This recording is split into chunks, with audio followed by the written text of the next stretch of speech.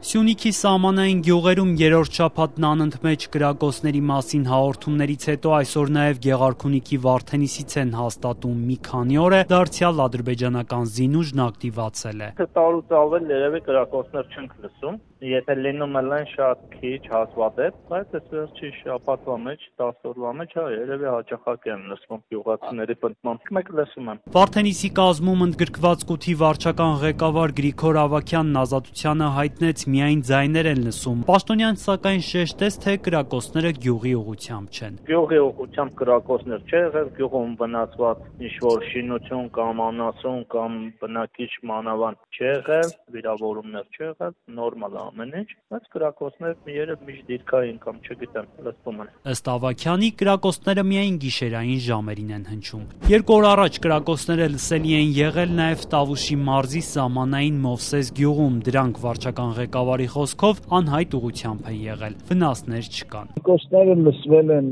մենակ ձայներն աղացվել,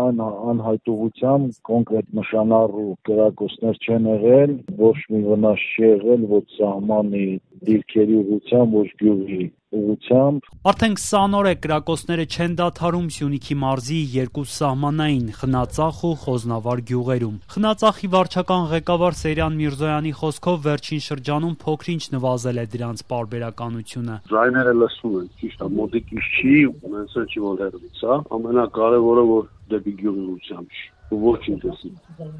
Իմի ընդամենը մի քանի վայրկյանվա ձայներ են, որը մի